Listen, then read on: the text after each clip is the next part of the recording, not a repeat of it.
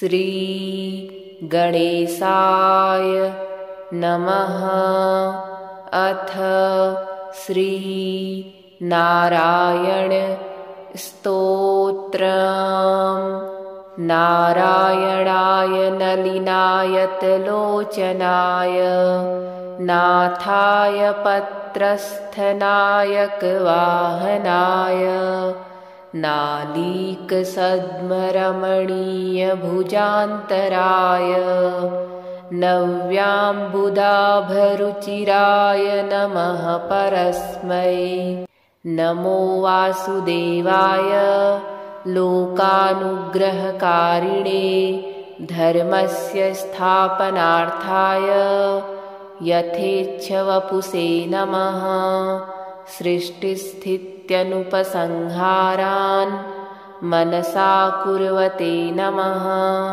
संहृत्य सकलान् लोकान् सायिने वटपल्लवे सदानन्दाय शान्ताय चित्स्वरूपाय विष्णवे स्वेच्छाधीनचरित्राय निरीसायेश्वराय च मुक्तिप्रदायिने सद्यो मुमुक्षूणां महात्मनां वसते भक्तचित्तेषु हृदये योगिनामपि।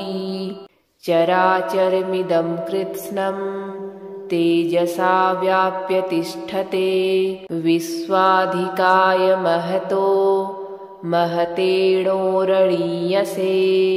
स्तूयमानाय दान्ताय वाक्यैरूपनिषद्भवः अपारघोरसंसार सागरोत्तारहेतवे।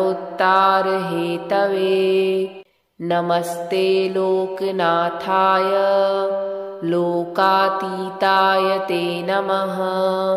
नमः परमकल्याण निधये परमात्मने अच्युताय प्रमेयाय निर्गुणाय नमो नमः। नमः सहस्रशिरसे नमः सततभास्वते नमः कमलनेत्राय नमोऽनन्ताय विष्णवे। नमस्त्रिमूर्तये धत्रे नमस्त्रियुगशक्तये नमः समस्तसुहृदे नमः सततजिष्णवे। शङ्खचक्रगदापद्मा धारिणे लोकधारिणे स्फुरत्किरीटकेयूर मुकुटाङ्गदधारिणे निर्द्वन्द्वाय निरीहाय निर्विकाराय वै नमः। पाहि मां पुण्डरीकाक्ष शरण्यशरणागतं त्वमेव सर्वभूतानाम् आश्रयः परमागतिः। त्वयि स्थितं यथा चित्तं न मे चञ्चलतां व्रजेत् तथा प्रसीद देवेश शरण्यं त्वागतोऽस्म्यहम्। नमस्तुभ्यं नमस्तुभ्यं भूयो भूयो नमो नमः। नारायणाय नलिनायतलोचनाय नाथाय पत्रस्थनायकवाहनाय नालीकसद्मरमणीयभुजान्तराय नव्याम्बुदाभरुचिराय नमः परस्मै। नमो वासुदेवाय लोकानुग्रहकारिणे धर्मस्य स्थापनार्थाय यथेच्छवपुषे नमः। सृष्टिस्थित्यनुपसंहारान् मनसा कुर्वते नमः। संहृत्य सकलान् लोकान् सायिने वटपल्लवे सदानन्दाय शान्ताय चित्स्वरूपाय विष्णवे स्वेच्छाधीनचरित्राय निरीसायेश्वराय च मुक्तिप्रदायिने सद्यो मुमुक्षूणां महात्मनां वसते भक्तचित्तेषु हृदये योगिनामपि चराचरमिदं कृत्स्नं तेजसा व्याप्य तिष्ठते विश्वाधिकाय महतो महतेणोरणीयसे स्तूयमानाय दान्ताय वाक्यैरूपनिषद्भवः अपार घोर संसार सागरोत्तारहेतवे नमस्ते लोकनाथाय लोकातीताय ते नमः नमः परमकल्याण निधये परमात्मने अच्युताय प्रमेयाय निर्गुणाय नमो नमः नमः सहस्रशिरसे नमः सततभास्वते नमः कमलनेत्राय नमोऽनन्ताय विष्णवे नमस्त्रिमूर्तये धत्रे नमस्त्रियुगशक्तये नमः समस्तसुहृदे नमः सततजिष्णवे शङ्खचक्रगदापद्मा धारिणे लोकधारिणे स्फुरत्किरीटकेयूर मुकुटाङ्गदधारिणे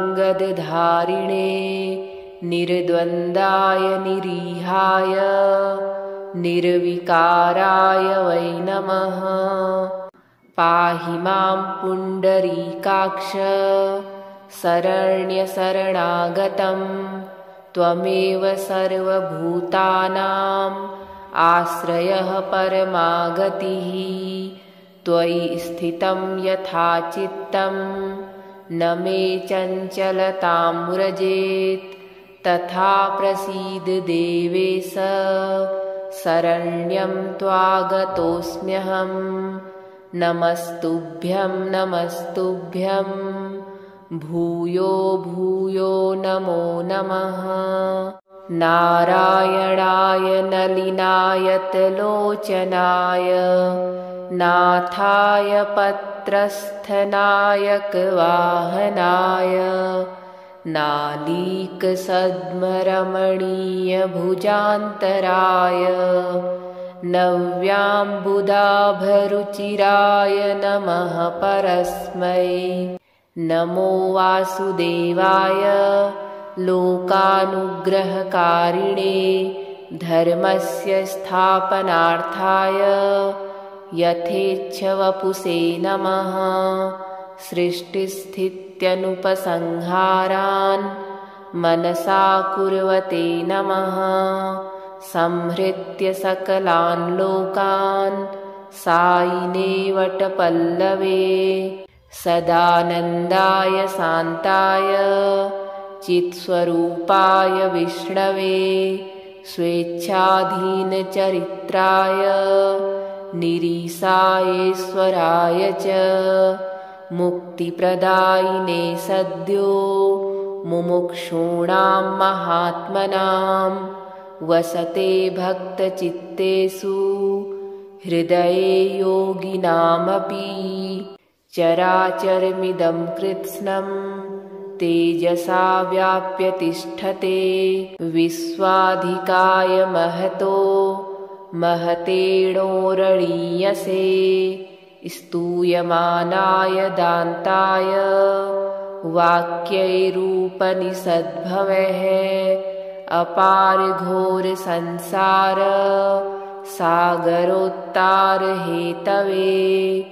नमस्ते लोकनाथाय लोकातीताय ते नमः नमः परमकल्याण निधये परमात्मने अच्युताय प्रमेयाय निर्गुणाय नमो नमः नमः सहस्रशिरसे नमः सततभास्वते नमः कमलनेत्राय नमोऽनन्ताय विष्णवे नमस्त्रिमूर्तये धत्रे नमस्त्रियुगशक्तये नमः समस्तसुहृदे नमः सततजिष्णवे शङ्खचक्रगदापद्मा धारिणे लोकधारिणे स्फुरत्किरीटकेयूर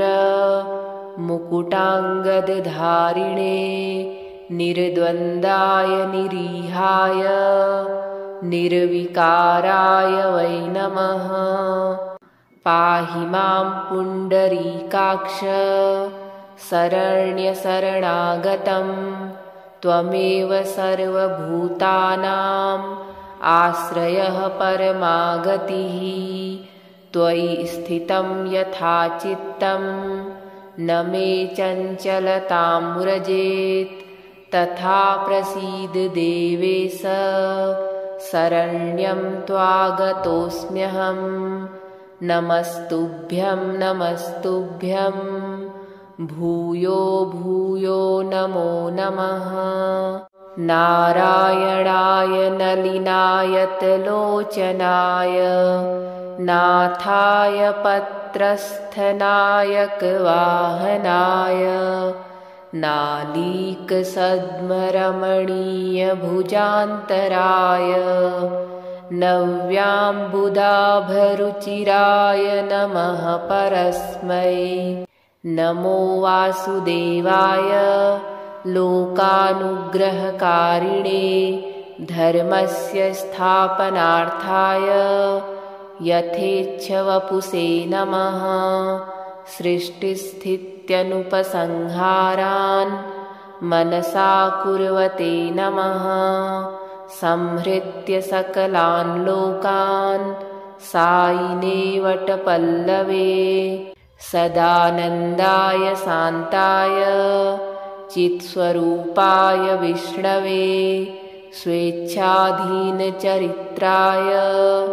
निरीशायेश्वराय च मुक्तिप्रदायिने सद्यो मुमुक्षूणां महात्मनां वसते भक्तचित्तेषु हृदये योगिनामपि चराचरमिदं कृत्स्नं तेजसा व्याप्य तिष्ठते विश्वाधिकाय महतो महतेणोरणीयसे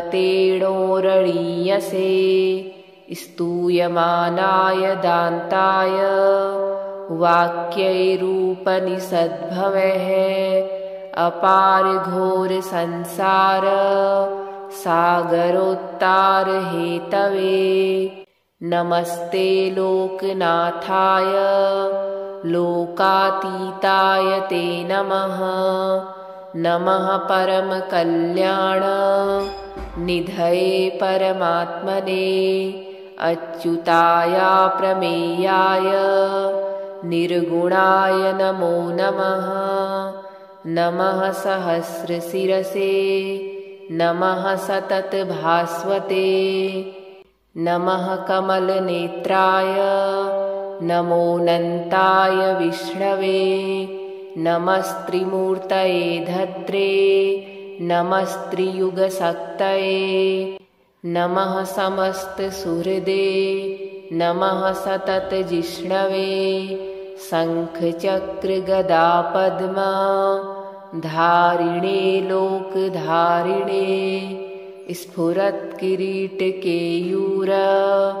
मुकुटाङ्गदधारिणे निर्द्वन्द्वाय निरीहाय निर्विकाराय वै नमः पाहि मां पुण्डरीकाक्ष शरण्यशरणागतं त्वमेव सर्वभूतानाम् आश्रयः परमागतिः त्वयि स्थितं यथा चित्तं न मे चञ्चलतां व्रजेत् तथा प्रसीद देवेश शरण्यं त्वागतोऽस्म्यहं नमस्तुभ्यं नमस्तुभ्यं भूयो भूयो नमो नमः। नारायणाय नलिनायतलोचनाय नाथाय पत्रस्थनायकवाहनाय नालीकसद्मरमणीयभुजान्तराय नव्याम्बुदाभरुचिराय नमः परस्मै। नमो वासुदेवाय लोकानुग्रहकारिणे धर्मस्य स्थापनार्थाय यथेच्छवपुषे नमः। सृष्टिस्थित्यनुपसंहारान् मनसा कुर्वते नमः। संहृत्य सकलान् लोकान् सायिने वटपल्लवे सदानन्दाय शान्ताय चित्स्वरूपाय विष्णवे स्वेच्छाधीनचरित्राय निरीसायेश्वराय च मुक्तिप्रदायिने सद्यो मुमुक्षूणां महात्मनां वसते भक्तचित्तेषु हृदये योगिनामपि। चराचरमिदं कृत्स्नं तेजसा व्याप्य तिष्ठते विश्वाधिकाय महतो महतेणोरणीयसे। स्तूयमानाय दान्ताय वाक्यैरूपनिषद्भवः अपार घोर संसार सागरोत्तारहेतवे। नमस्ते लोकनाथाय लोकातीताय ते नमः। नमः परमकल्याण निधये परमात्मने अच्युताय प्रमेयाय निर्गुणाय नमो नमः। नमः सहस्रशिरसे नमः सततभास्वते नमः कमलनेत्राय नमोऽनन्ताय विष्णवे। नमस्त्रिमूर्तये धत्रे नमस्त्रियुगशक्तये नमः समस्तसुहृदे नमः सततजिष्णवे। शङ्खचक्रगदापद्मा धारिणे लोकधारिणे स्फुरत्किरीटकेयूर मुकुटाङ्गदधारिणे निर्द्वन्द्वाय निरीहाय निर्विकाराय वै नमः। पाहि मां पुण्डरीकाक्ष शरण्यशरणागतं त्वमेव सर्वभूतानाम् आश्रयः परमागतिः। त्वयि स्थितं यथा चित्तं न मे चञ्चलतां व्रजेत् तथा प्रसीद देवेश शरण्यं त्वागतोऽस्म्यहं। नमस्तुभ्यं नमस्तुभ्यं भूयो भूयो नमो नमः। नारायणाय नलिनायतलोचनाय नाथाय पत्रस्थनायकवाहनाय नालीकसद्मरमणीयभुजान्तराय नव्याम्बुदाभरुचिराय नमः परस्मै। नमो वासुदेवाय लोकानुग्रहकारिणे धर्मस्य स्थापनार्थाय यथेच्छवपुषे नमः। सृष्टिस्थित्यनुपसंहारान् मनसा कुर्वते नमः। संहृत्य सकलान् लोकान् सायिने वटपल्लवे सदानन्दाय शान्ताय चित्स्वरूपाय विष्णवे स्वेच्छाधीनचरित्राय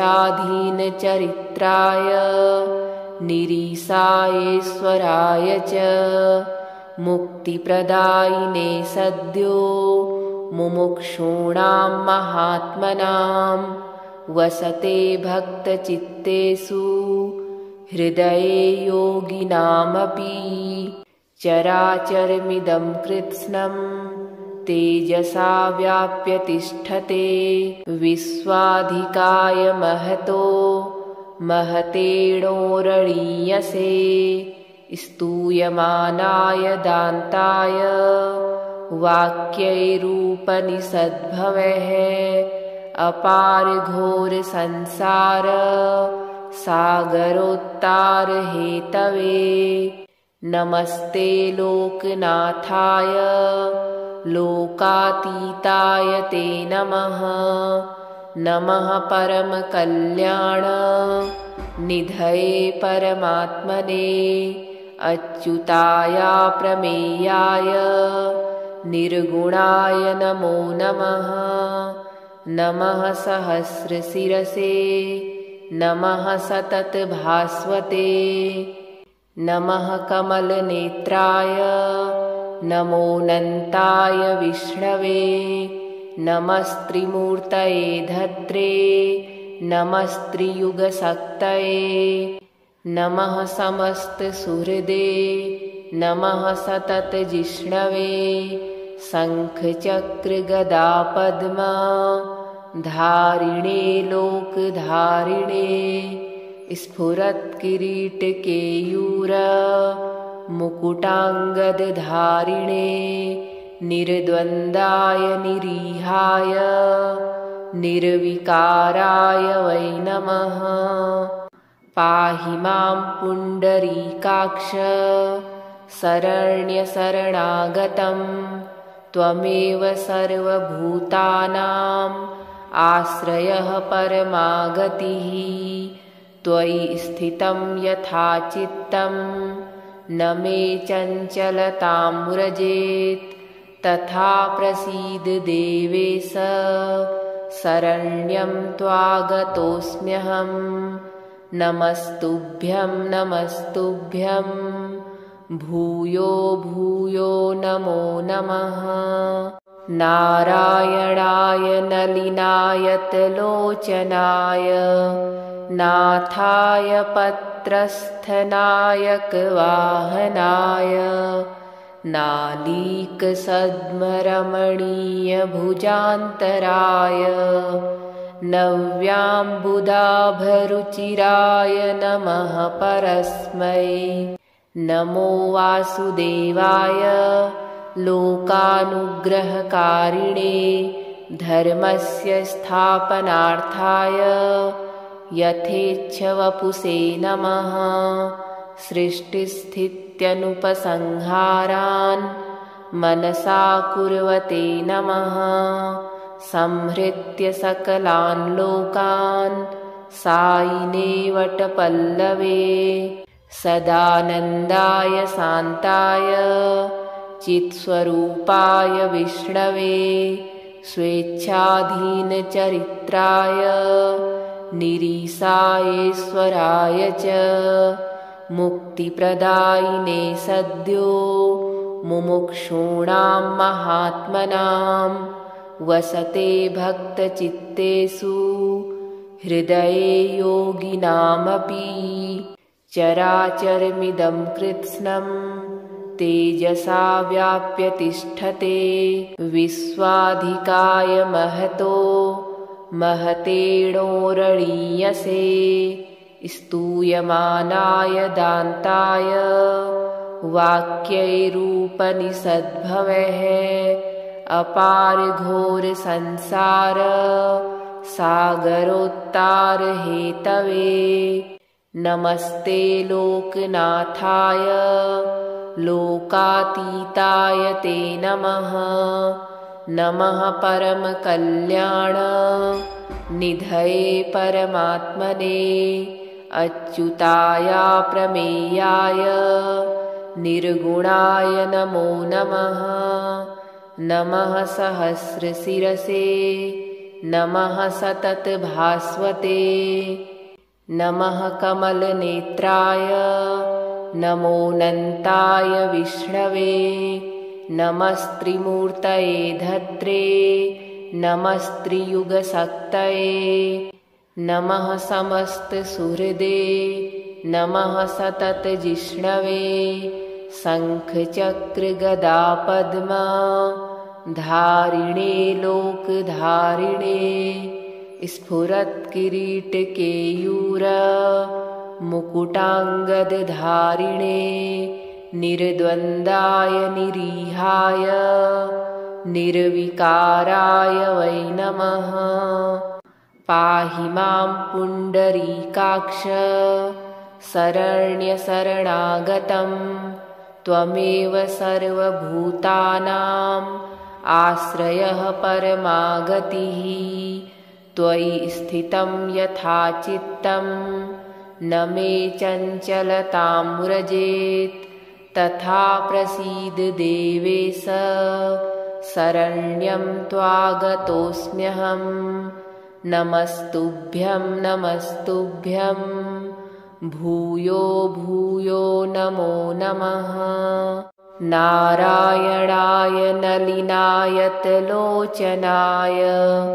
नाथाय पत्रस्थनायकवाहनाय नालीकसद्मरमणीयभुजान्तराय नव्याम्बुदाभरुचिराय नमः परस्मै।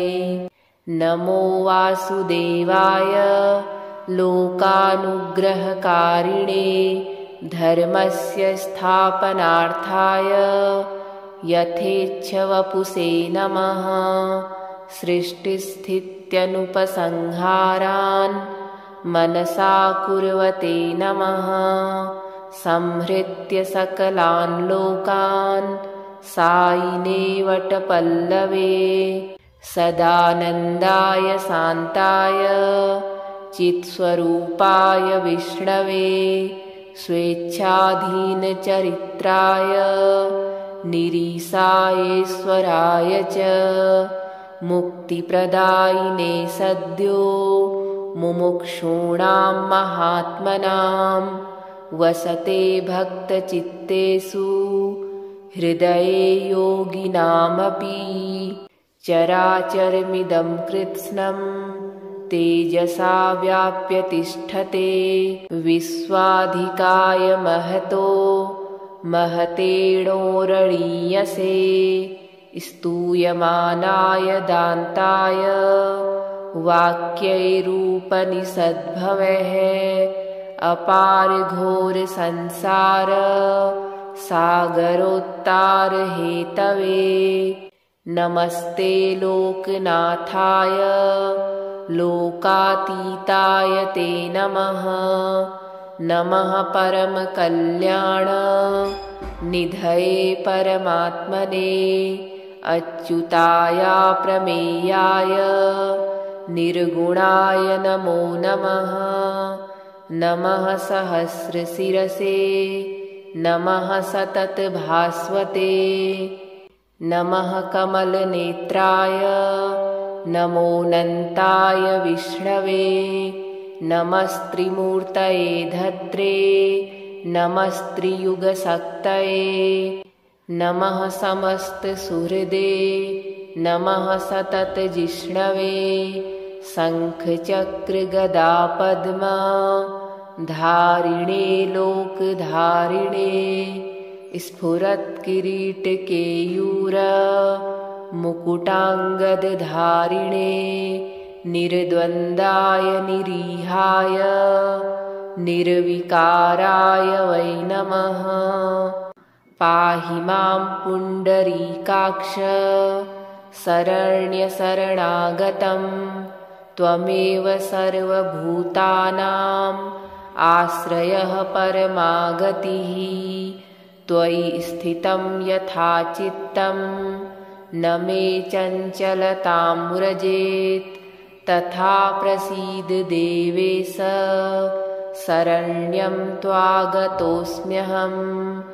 नमस्तुभ्यं नमस्तुभ्यं भूयो भूयो नमो नमः। नारायणाय नलिनायतलोचनाय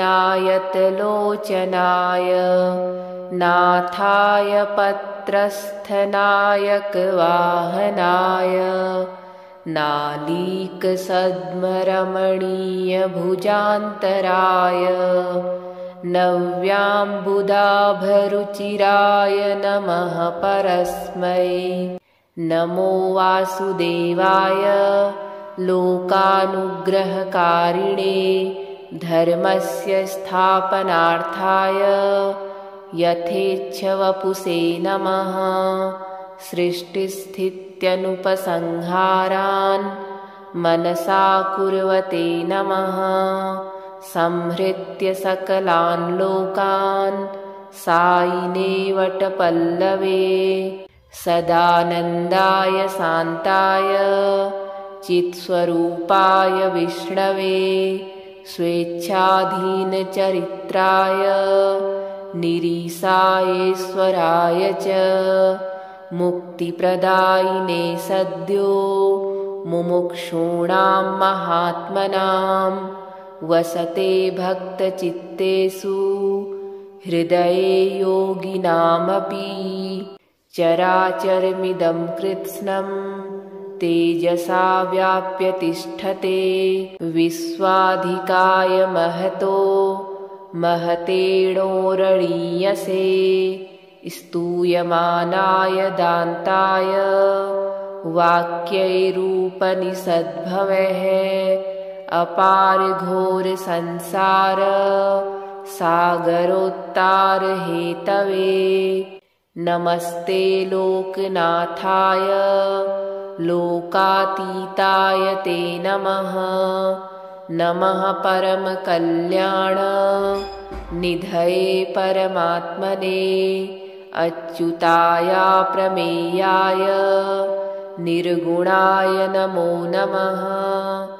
नमः सहस्रशिरसे नमः सततभास्वते नमः कमलनेत्राय नमोऽनन्ताय विष्णवे नमस्त्रिमूर्तये धत्रे नमस्त्रियुगशक्तये नमः समस्तसुहृदे नमः सततजिष्णवे शङ्खचक्रगदापद्मा धारिणे लोकधारिणे स्फुरत्किरीटकेयूर मुकुटाङ्गदधारिणे निर्द्वन्द्वाय निरीहाय निर्विकाराय वै नमः। पाहि मां पुण्डरीकाक्ष शरण्यशरणागतं त्वमेव सर्वभूतानाम् आश्रयः परमागतिः। त्वयि स्थितं यथा चित्तं न मे चञ्चलतां व्रजेत् तथा प्रसीद देवेश शरण्यं त्वागतोऽस्म्यहम्। नमस्तुभ्यं नमस्तुभ्यं भूयो भूयो नमो नमः। नारायणाय नलिनायतलोचनाय नाथाय पत्रस्थनायकवाहनाय नालीकसद्मरमणीयभुजान्तराय नव्याम्बुदाभरुचिराय नमः परस्मै। नमो वासुदेवाय लोकानुग्रहकारिणे धर्मस्य स्थापनार्थाय यथेच्छवपुषे नमः। सृष्टिस्थित्यनुपसंहारान् मनसा कुर्वते नमः। संहृत्य सकलान् लोकान् सायिने वटपल्लवे सदानन्दाय शान्ताय चित्स्वरूपाय विष्णवे स्वेच्छाधीनचरित्राय निरीसायेश्वराय च मुक्तिप्रदायिने सद्यो मुमुक्षूणां महात्मनां वसते भक्तचित्तेषु हृदये योगिनामपि चराचरमिदं कृत्स्नं तेजसा व्याप्य तिष्ठते विश्वाधिकाय महतो महतेणोरणीयसे स्तूयमानाय दान्ताय वाक्यैरूपनिषद्भवः अपार घोर संसार सागरोत्तार हेतवे नमस्ते लोकनाथाय लोकातीताय ते नमः नमः परम कल्याण निधये परमात्मने अच्युताय प्रमेयाय निर्गुणाय नमो नमः नमः सहस्रशिरसे नमः सततभास्वते नमः कमलनेत्राय नमोऽनन्ताय विष्णवे नमस्त्रिमूर्तये धत्रे नमस्त्रियुगशक्तये नमः समस्तसुहृदे नमः सततजिष्णवे शङ्खचक्रगदापद्मा धारिणे लोकधारिणे स्फुरत्किरीटकेयूर मुकुटाङ्गदधारिणे निर्द्वन्द्वाय निरीहाय निर्विकाराय वै नमः पाहि मां पुण्डरीकाक्ष शरण्यशरणागतं त्वमेव सर्वभूतानाम् आश्रयः परमागतिः त्वयि स्थितं यथा चित्तं न मे चञ्चलतां व्रजेत् तथा प्रसीद देवेश शरण्यं त्वागतोऽस्म्यहं नमस्तुभ्यं नमस्तुभ्यं भूयो भूयो नमो नमः नारायणाय नलिनायतलोचनाय नाथाय पत्रस्थनायकवाहनाय नालीकसद्मरमणीयभुजान्तराय नव्याम्बुदाभरुचिराय नमः परस्मै नमो वासुदेवाय लोकानुग्रहकारिणे धर्मस्य स्थापनार्थाय यथेच्छवपुषे नमः सृष्टिस्थित्यनुपसंहारान् मनसा कुर्वते नमः संहृत्य सकलान् लोकान् सायिने वटपल्लवे सदानन्दाय शान्ताय चित्स्वरूपाय विष्णवे स्वेच्छाधीनचरित्राय निरीशायेश्वराय च मुक्तिप्रदायिने सद्यो मुमुक्षूणां महात्मनां वसते भक्तचित्तेषु हृदये योगिनामपि चराचरमिदं कृत्स्नं तेजसा व्याप्य तिष्ठते विश्वाधिकाय महतो महतेणोरणीयसे स्तूयमानाय दान्ताय वाक्यैरूपनिषद्भवः अपार घोर संसार सागरोत्तार हेतवे नमस्ते लोकनाथाय लोकातीताय ते नमः नमः परम कल्याण निधये परमात्मने अच्युताय प्रमेयाय निर्गुणाय नमो नमः नमः सहस्रशिरसे नमः सततभास्वते नमः कमलनेत्राय नमोऽनन्ताय विष्णवे नमस्त्रिमूर्तये धत्रे नमस्त्रियुगशक्तये नमः समस्तसुहृदे नमः सततजिष्णवे शङ्खचक्रगदापद्मा धारिणे लोकधारिणे स्फुरत्किरीटकेयूर मुकुटाङ्गदधारिणे निर्द्वन्द्वाय निरीहाय निर्विकाराय वै नमः।